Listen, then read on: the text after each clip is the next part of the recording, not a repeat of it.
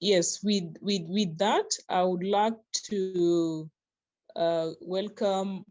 I would like directly to welcome Dr. Richard Munang to give us the keynote speech, and we are so eager to get this speech after communications and all that, and this is what we've been waiting for. So Dr. Richard Munang is the Deputy Regional Director of the United Nations Environmental Program. And we are so glad to have him on board today to take us through this. And he's going to give up a keynote speech. He's going to give a keynote speech based on the theme intergenerational solidarity, creating a world for all ages. And the topic he'll measure on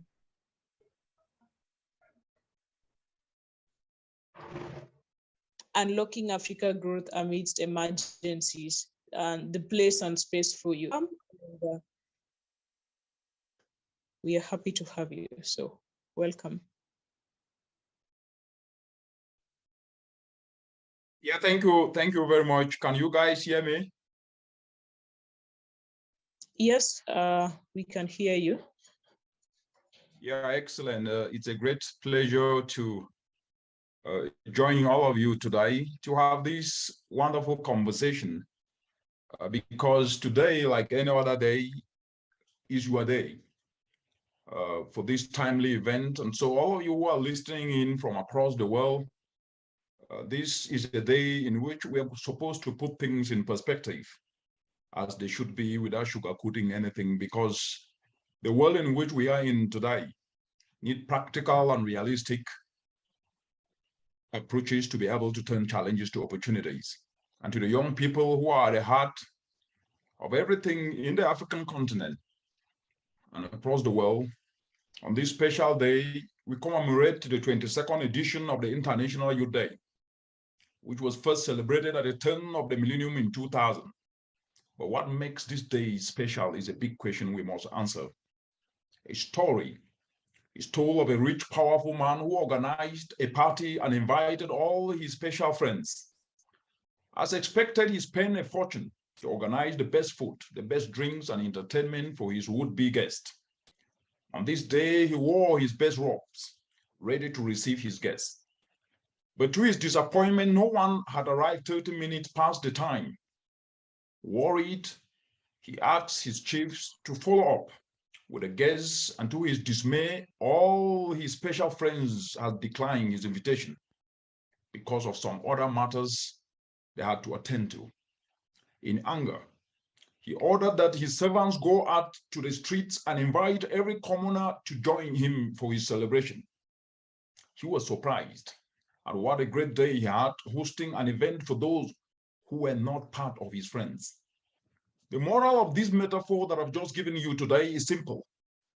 A day only becomes special when it involves touching the lives of others and delivering solutions for their betterment.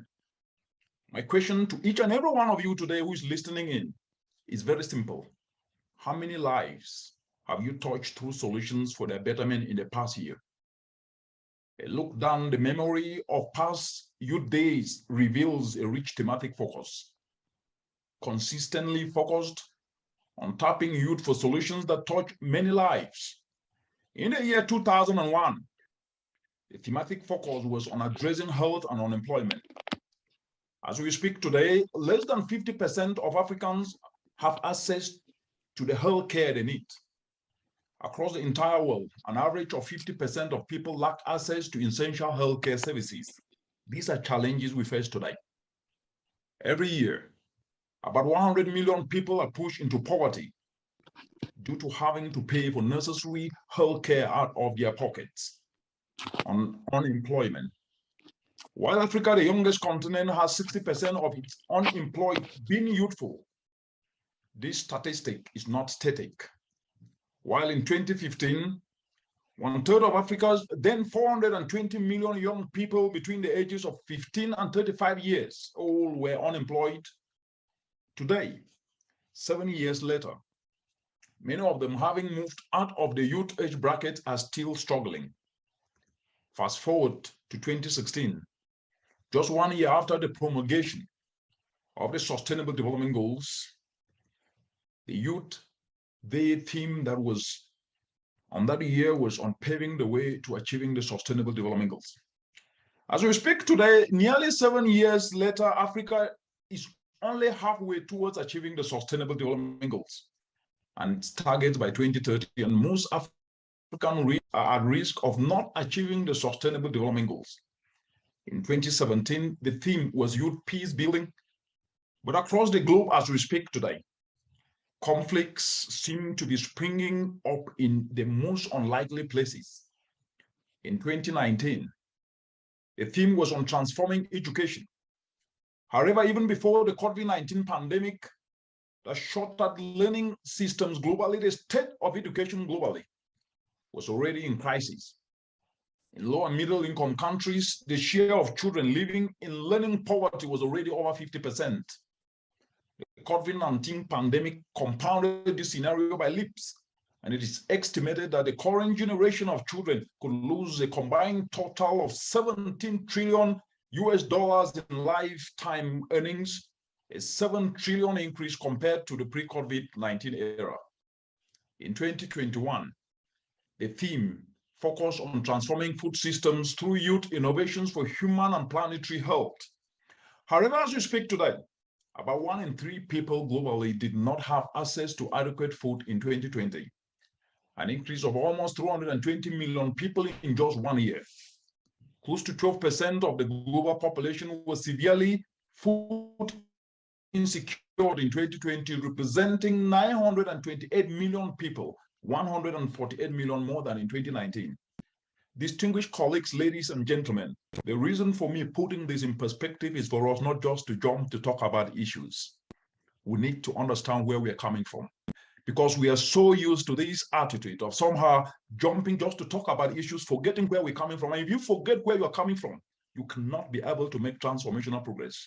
These realities send 2 astounding messages to each and every one of us, wherever we are. The first is that every year, the International Youth Day calls us to reflect and ask ourselves how we touch many lives by addressing the priority challenges of a shared society and look ahead to do more. The second aspect is that it is a reminder that the challenges we face and the solutions need to transcend youth. Hunger, as painful as it is for youth, is also painful to generations that are older than youth, and much more to children. Unemployment is much of distress to young people as it is to the older generation. It is for this reason that this year's theme of intergenerational solidarity in the solutions drive to create a world for all ages is, to me, a watershed moment. Yes, it is a watershed moment, and we cannot afford to miss this opportunity to discuss issues the way they're supposed to be discussed, because this theme brings out the relevant. As long as humanity exists on this planet, we must be able to do that. We solve problems. At no time is this solidarity more critical than it is today. At no time is this solidarity more critical than now, when the need for solutions, including global emergencies, has reached a fever pitch. Today, across Africa and the globe, humanity and our shared environment face 3 of the most existential threats to their well-being, caused by unsustainable production and consumption patterns. I am talking about nature and biodiversity loss. I'm talking about climate change. I'm talking about pollution and waste, also called the triple planetary crisis. In Africa, these challenges have significantly impacted economic progress. And these impacts have swept through all regardless of age. For example, in nature and biodiversity loss, Africa loses over 120 billion annually. 65 billion from invasive alien species, up to 65 billion from land degradation, among others. These losses means those producing our food across Africa are farmers with an average age of 32 to 39 years and 38 to 45 years, which encompasses both the young and older actors, have to do with less every season. It means tourism and wildlife jobs, estimated at 23 million across Africa, of both youth and older people, are at risk of decline. On pollution and waste, Africa faces over 400 billion US dollars in losses every year, be it from indoor pollution, which impacts our mothers and our brothers and sisters, outdoor pollution, which combats majority youth, who form 60% of Africa, chemical pollution through pesticides, which cost to Africa over 90 billion in illnesses that affect all ages. Compounding all these challenges is climate change, where Africa's economies already lose over 20 billion annually. Compounding the situation at the recent global level emergencies, COVID-19 would wiped away an estimated 50% of jobs in the continent, some never to return, or the current food and fuel price crisis occasioned by the ongoing conflict in Ukraine and Russia, where inflationary pressures have increased by up to 12.2%. The high last experienced during the 2009 global financial meltdown. The reason I put this perspective is for us to know where we're coming from, for us to know the challenges we have today. And as I am speaking here today, not to entertain, I'm speaking here today to inform. I'm speaking here today not just to inspire, but to usher you to action. Distinguished colleagues, ladies and gentlemen, the scourge of these challenges bite all indiscriminately. It hits institutions, states and non-state actors alike. It hits individuals, young and old alike. And the vacuum for solutions is immense. There is no need for any special invitation, no special prioritization, no special consideration for the ones who will bring solutions to bear. All, regardless of age, are required to report for duty urgently. You are therefore called upon today to report for duty urgently and turn yourselves into solution space to offer value in turning these challenges into opportunities that touch many lives, because that's what we need today. Today, on this watershed moment, today on this watershed International Youth Day, I challenge each and every one of you, the youth and the young at heart, to trust yourselves into the solution space, because that's what matters and that's what is important. Specifically, the solutions needed are those that increase the inclusivity, competitiveness, and robustness of our economies to be more resilient against international shocks on the one hand, but without compromising the health and safety of our environment, to compound the triple planetary crisis. The essence of my talk today is how this can be done through the environmental lens, and it hinges on one aspect: reimagination. We must reimagine the future, because the future is the product of what we do today. We've been told false narratives sometimes that we can be able to achieve the future when we sit and complain our way through. It doesn't work that way. That's a lie. We must reimagine the future. And the reimagination of the future is one that is based on solutions, because the reimagination of solutions is what is required of you and me today. Today, it is my pleasure to share with you two dimensions of reimagination. The first is the most accessible environmental action areas you can tap into delivering solutions. And the second is the internal tools each and every one of us must be able to harbor, to cultivate, to drive this reimagination. Accessible environmental action areas to reimagine solutions are as follows. First, we must reimagine our food systems. This reimagination must prioritize one foundational aspect: value addition. Discussions around the world today, and especially in the African continent, misses the fact that if we produce and produce, we cannot be able to move people from the bottom of the pyramid. And for some reason, I've never really understood till today why the focus has always been about production. And even the young people today who are knowledgeable, who are having access to social media, and who are connecting with other people from all spheres, I have never seen them taking this discussion forward. And I tend to ask myself all the time, why are we fixated only on one space? Today, we must debunk that, because it's a watershed moment for us to do things differently. Yes, we must. Yes, we must, because value addition is important. Africa is losing 30 to 50% of all its food that is produced as post-harvest losses. These losses have topped 48 billion US dollars. through value addition, where clean energy solutions can be decentralized to power processing. These losses, as we speak today, can be recouped and turned into much needed incomes to build stronger, resilient economies while preserving ecological resources to drive sustainable consumption and production and minimizing degradation and mitigating carbon emission. This value addition does not have to start at the highest level. We are so used to this attitude sometimes that we must start big before we can be able to do big things. That's a false narrative. And I'm here today to debunk it. I'm here today to debunk it because we understand.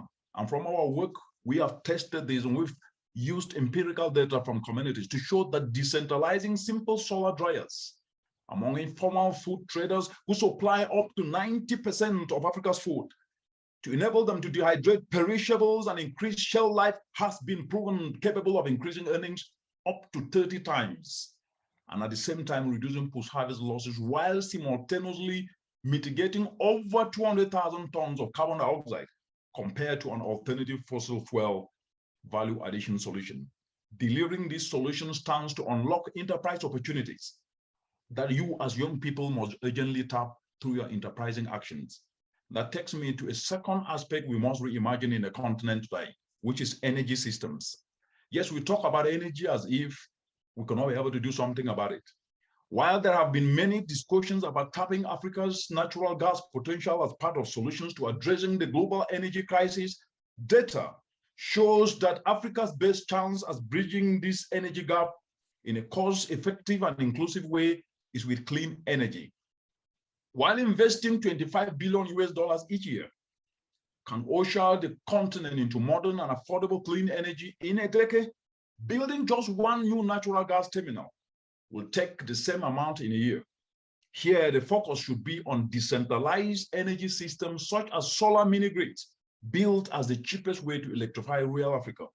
We cannot be in a continent where our mothers, our brothers and sisters go to bed without food, yet at the same time, 620 million of them are energy impoverished, yet at the same time, 920 million Africans depend on clean cooking, and these people are in rural areas. And yet we discuss energy sometimes focusing on aspects that cannot be able to address their challenges. That's a false narrative. And I come here today to debunk this using facts and figures, not naysaying. Distinguished colleagues, ladies and gentlemen, we can be able to leverage this to electrify Africa. And in addition, electrification should go beyond just lighting.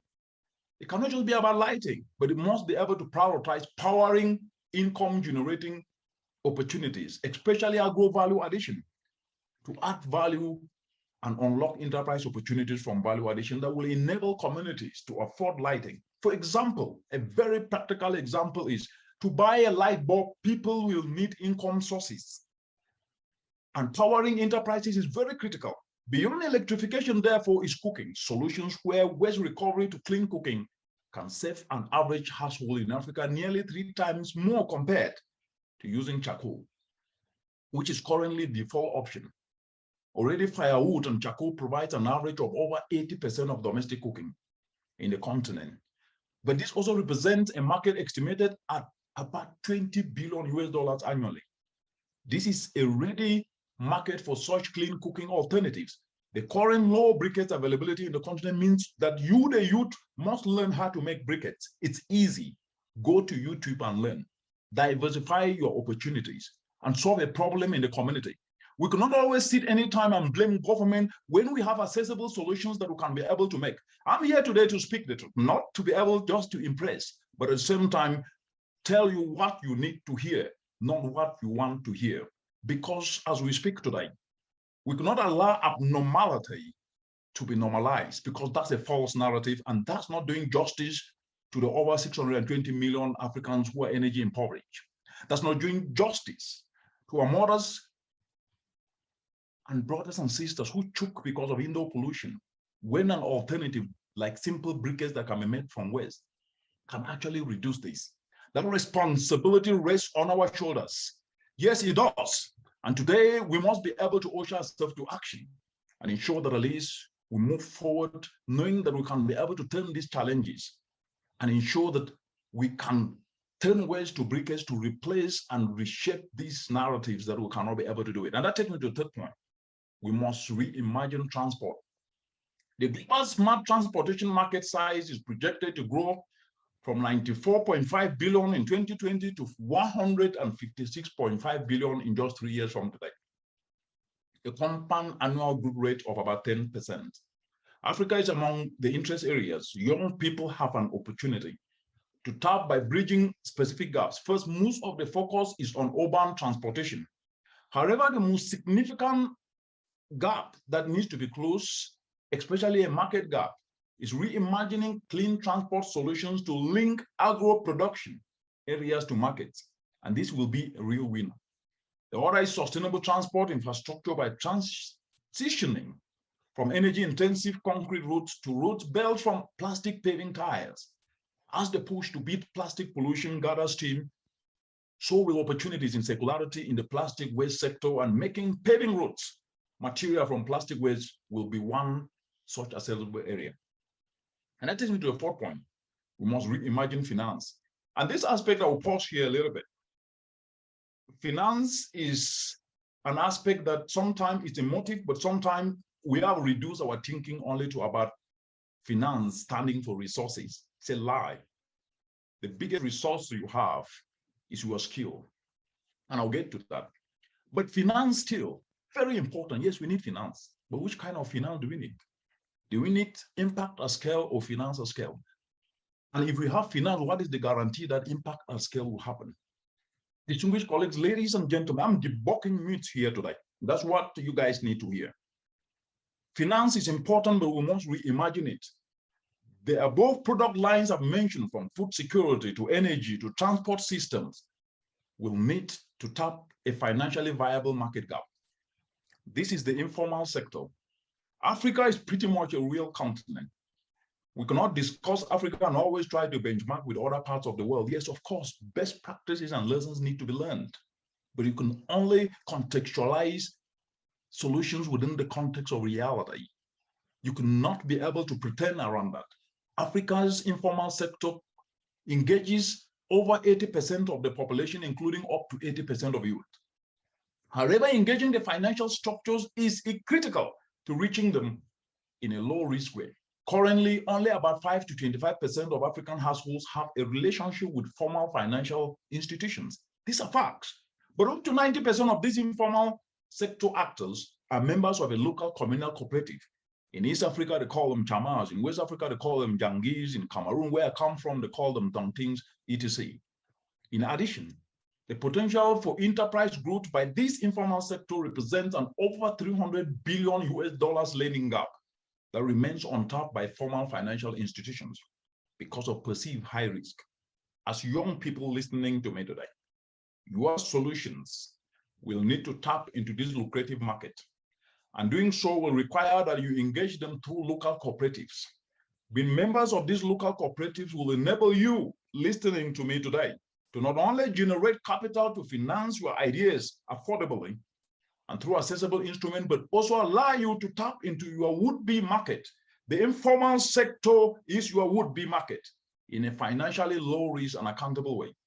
Distinguished colleagues, ladies and gentlemen, this aspect I've mentioned, you must prioritize what I call soft attitudes, soft instruments, soft aspects for you to be able to achieve this reimagination. And if you miss this, we can talk every day, we can talk every year, and the problems will only continue to perpetuate. The first thing you need from I mentioned, you must retool your skill. These opportunities are unconventional, and this means that you must retailor your skills to align to these realities that I've mentioned. In this area of ubiquitous, accessible internet, use your data bundles to learn a skill, not to abuse politicians. Use your data bundles to go to the internet and learn a skill that can help you solve a problem in the community. We hear a lot of complaining in this social media space, which is supposed to be utilized for opportunities. I've met a lot of you through social media space. That's a good thing. But others are there just ranting, just ranting. It's not a good thing. And someone needs to tell them this. And I'm doing that today. Use your bundles to learn a skill that aligns with delivering solutions in the accessible climate solution area that I've shared with you today. In addition, We are currently, as we speak today, structurally guiding, willing youth, and underlying the word willing, selfless young people to become solution providers, leveraging on a tool called innovative volunteerism. Innovative volunteerism is an incubation space for you because you have to, first of all, voluntarily volunteer yourself. You need to voluntarily volunteer yourself into the solution space. Nobody will volunteer for you, but you have to volunteer. And this is a mentorship tool that we are using, and you can go and register and become an innovative volunteerism actor. The second aspect that you must cultivate is purposeful passion. Let me tell you this, without passion, you cannot really grow in anything. There's a false narrative out there that you can leapfrog from the bottom to the top without passion. That's a lie. Passion is the new currency of now. Get that today. Passion is the new currency of now. Whether you like it or not, get it today. I usually say that give money to a passionless individual, and it's true, and watch them squander it. But give ideas to a passionate and purposeful, selfless individual and watch them turn those ideas into money. We are seeing this today, where young people who are voluntarily volunteer themselves are using ideas to turn their passions into profits. They're creating their own industries. But there are others who are not even making an effort to learn with that. They're like I always say, you can only get what you don't have by using what you have. But the false narrative out there is one that falsifies development. A false narrative falsifies development. And that's what we are seeing across the continent. And somebody needs to stand up and say enough. And that's what I'm telling you guys here today. Each of us must cultivate passion. And this comes an internally generated desire to offer value in turning community challenges into enterprise opportunities for the many, not looking to benefit self alone. And the third is very important. The third is to build symbiosis with policy through empirical data. Whatever thing you do in your community, always get that out of it. How many lives did this touch?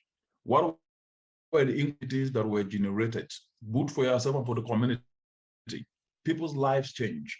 And how did that help solve a community problem? And use that data, the data of success stories, because it is success stories that move people. It's success stories that move policymakers. People don't really care about ideas that have not been tested. The question is, how did you try to test it even without having enough? Then you will then even be de-risking yourself because nobody wants to associate with a trouble asset. A complaining young person is a trouble asset. I have never been complaining in my life. I say this is the issue and I try to provide solutions even when I was young. You can read in my book and see that. And I usually say that governments we expected to work for us are interested in success stories that will make them look good, not great ideas alone through complaining. Whether you like it or not, I'm giving you facts here. Your selfless action, therefore, to use what is accessible to you and implement just parts of policies already in place. We have the nationally determined contributions, and you can use it to deliver value to the informal sector, who are the majority, and that will turn you to a household name. Do what you can do wherever you are, and I can tell you, your future will be bright. And I can tell you, when you go to anybody, anywhere, and this is what I did, without anything, that person will embrace you and you will be part of progress. But if you go complaining, oh, I didn't do this because I didn't have this, you are a trouble asset and nobody wants to be associated with a trouble asset. They will never tell you. But today, to you for me. This is what raises opportunities and interest to share in successes. In this way, you can call for more targeted incentives if you would do something and then get the data. Targeted incentives from government to expand self-manifesting achievements further. Distinguished colleagues, ladies and gentlemen, I started with a metaphor, but I will end with one. A story is told of a good carpenter whose bad attitude cost him a fortune. After he had shared his masters, after he had served his master, the time came for him to retire. But before he left, his master asked him to finish off one piece of furniture, an expensive piece that he was making. Considering himself already halfway out of the door, he rushed through the assignment and used the worst finishes, the worst workmanship, and the worst material. Once he was done, signed out for the last time, but before he left, his master called him to his office for one final chat. He informed him that the piece he was making was designed to be the most expensive ever made for the company, and would form a flagship of their next generation line of products.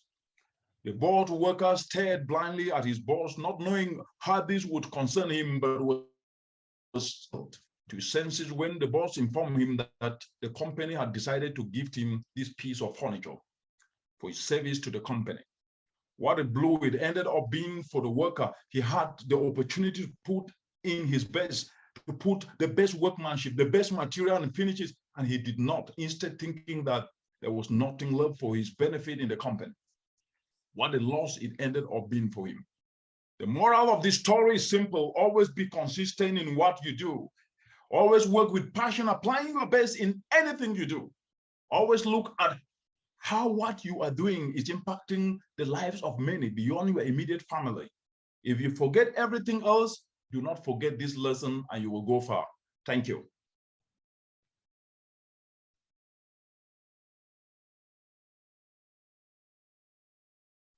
Thank you. Thank you so much, Dr. Richard Munang. That was very profound and with a lot of energy